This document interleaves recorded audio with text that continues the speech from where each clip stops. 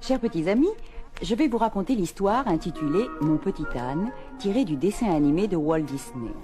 Vous pourrez la suivre dans votre livre et vous saurez que le moment est venu de tourner la page lorsque vous entendrez Petit âne braire comme ceci.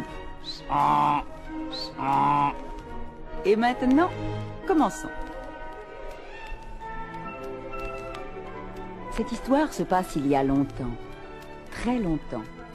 Je peux même dire, sans trop me tromper, il y a presque 2000 ans. En ce temps-là, vivait dans la campagne, près de la ville de Nazareth, un petit garçon qui aimait très fort son petit âne. Mais celui-ci était très vieux, fatigué, et ne pouvait plus travailler comme autrefois. Le petit garçon évitait de le charger trop lourdement. Et puis, il lui parlait, tout le temps. Mon petit âne, mon tout gris, comment vas-tu ce matin? Allons, debout, paresseux, debout. C'est l'heure de te dégourdir les pattes. Il le faut, tu sais, il le faut. Tu as bien dormi? Tu as fait de beaux rêves? Tu as rêvé que tu volais comme un oiseau? Moi aussi. Est-ce que tu as faim? Ah, je savais que tu répondrais oui avec tes oreilles.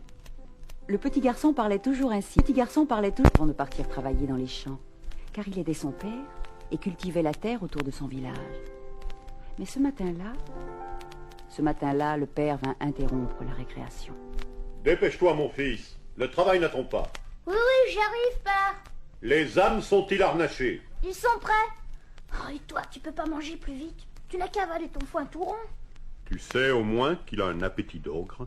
Il travaille 100 fois moins que les autres et coûte tout autant à nourrir. Ah, je crois que je vais le vendre. Oh non, père, non. Je sais que tu vas être très triste, mais nous sommes pauvres et j'espère en tirer une bonne pièce d'argent. Je comprends. Mais alors, laissez-moi le conduire à la ville et le vendre moi-même à un homme très gentil. Si tu le désires, oui, mon fils. Tu partiras à l'aube et tu reviendras au crépuscule, mais sans ton petit âne. C'est promis, père. C'est juré. Et dès le lendemain matin, ils prirent le chemin menant à Nazareth. Le petit garçon était désolé. Il tentait de se consoler en promettant tous les bonheurs possibles à son petit âne. Tu verras, je te trouverai un maître très gentil. Tu mangeras et tu dormiras quand tu voudras. On te brossera tous les matins. Et tu iras juste te promener dans l'après-midi, en portant sur ton dos une petite fille peut-être. Ils arrivèrent ainsi devant les remparts de la ville. Un garde les arrêta brutalement. Halte! Qu'est-ce qui t'amène ici, mon garçon? Eh ben, je viens pour vendre mon petit âne, monsieur. C'est le jour du marché. Je sais ça, figure-toi. Tu veux vendre cet âne? Je connais justement quelqu'un qui peut s'y intéresser. Dans cette rue, 3e boutique à gauche. Et le petit garçon, marchant aux côtés de son âne, chercha la 3e boutique, à gauche. C'était celle du tanneur. Et le tanneur aiguisait un grand couteau. Il paraît que vous pouvez acheter mon petit âne, monsieur. Oui. Une pièce d'argent, pas plus. Et vous serez très gentil avec lui, monsieur? Je lui teindrai la peau très gentiment. Oh, quelle horreur! Oh non, non, je ne veux plus le vendre. Je le garde avec moi. Ils s'enfuirent à toutes jambes et gagnèrent la campagne. Tantôt poussant, tantôt tirant son petit âne, l'enfant ne pensait qu'à une chose. Il devait vendre son âne préféré, mais il devait être sûr qu'il serait choyé par son nouveau maître. N'y aurait-il pas dans la ville un acheteur doux et bon pour son tout gris, tendre et fatigué? Ils avaient tant couru tous les deux qu'ils durent s'arrêter. Blottis l'un contre l'autre, ils tentèrent de reprendre leur souffle. Oh, pardon. Oh, pardon, mon petit âne. Quand j'ai vu cet homme horrible avec son horrible couteau, j'ai eu tellement peur pour toi. Ah, il faut retourner en ville et chercher un autre acheteur. Mais je te promets qu'il n'aura pas de couteau, ni de gourdin, pas même une badine à la main. L'enfant fit une petite sieste pour se reposer. À son réveil, le petit âne têtu refusa obstinément de se mettre debout sur ses 4 pattes. Alors, pour le convaincre, le petit garçon lui raconta cette histoire. Écoute-moi bien. Il était une fois une bête à poils qui avait de longues oreilles duveteuses, des naseaux aussi doux que le miel et des yeux couleur d'amande. Et tu sais quoi? Cette bête était un petit âne qui jamais ne restait couché quand son maître lui demandait de se mettre en route. Alors, qu'en penses-tu, mon tout gris? Tu ne veux pas être moins raisonnable que cette bête à poils, n'est-ce pas? Bien sûr, le petit âne aimait lui aussi très fort le petit garçon. Il se mit donc debout sur ses pattes, et l'enfant retourna avec lui dans les rues de Nazareth. Petit âne à vendre! Qui veut acheter un petit âne gris, très doux, très courageux, pas cher? Petit âne à vendre pour une pièce d'argent. Vous ne voulez pas acheter mon petit âne, messieurs? C'est un petit âne très doux et très courageux, et pas cher. Le petit garçon s'était arrêté devant 3 riches marchands qui sortaient d'une boutique. Ils étaient très gais et brandissaient des bourses pleines de pièces. Visiblement, ils venaient de conclure d'excellentes affaires.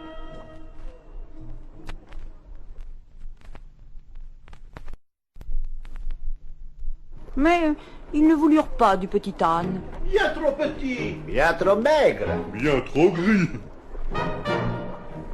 bien trop doux, bien trop courageux. Les 3 riches marchands eurent finalement pitié du petit garçon qui ne comprenait pas leur moquerie. Ils lui conseillèrent de s'adresser aux marchands de chevaux.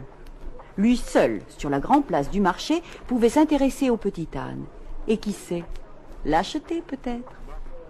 C'est le marchand de chevaux, petit. C'est le meilleur marchand de la ville. Alors le petit garçon partit à sa recherche. Il se sentit perdu sur la grande place du marché. Le fameux marchand de chevaux y avait installé une large estrade, surmontée d'un parasol qui le protégeait du soleil. Il menait rondement une vente aux enchères. Combien pour ce superbe animal? 70 pièces d'argent. Oh, mais vous plaisantez, mes seigneurs. Admirez sa force, sa souplesse, sa race. Qui le mieux? Quelqu'un propose 80 pièces? C'est une misère. C'est une injure. 90 pièces? Qui dit mieux? 90 pièces d'argent une fois? 2 fois? Vendu. Vous faites une affaire extraordinaire. 90 pièces d'argent pour cette bête, c'est donné. Et maintenant, mes seigneurs, je vous présente la merveille des merveilles. Un coursier pur sang, une bête splendide, unique, rarissime. Allons, mes seigneurs, c'est la monture d'un prince. Quoi? 90 pièces? J'ai mal entendu. Le marchand réussit à vendre son cheval de prince après avoir détaillé toutes ses qualités pendant au moins 1 heure. Il avait le pelage le plus beau et le caractère le plus docile de la race chevaline. Il avait aussi le plus petit appétit, les pattes les plus solides, enfin l'échine la plus souple du monde.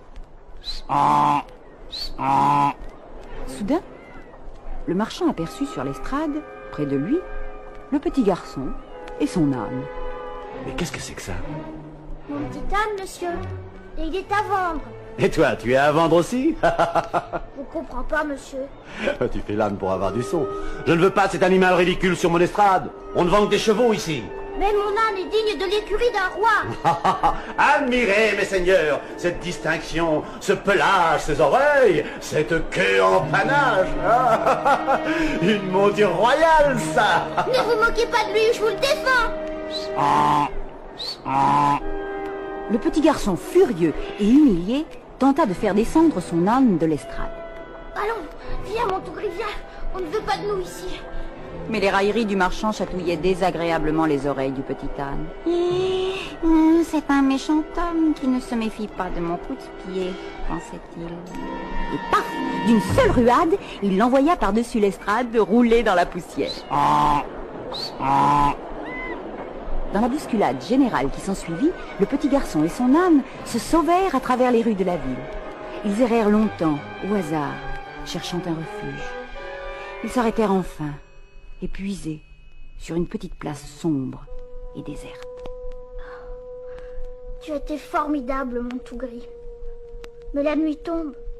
Et je ne peux pas m'en retourner chez mon père sans t'avoir vendu. C'est affreux. Qu'allons-nous devenir?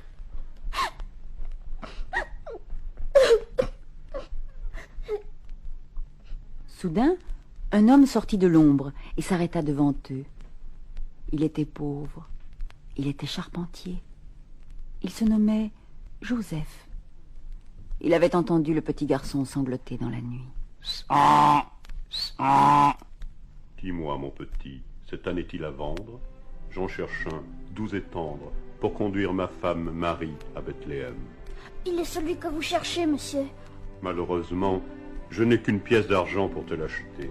C'est suffisant, monsieur. Je veux seulement que mon petit âne soit choyé et très aimé.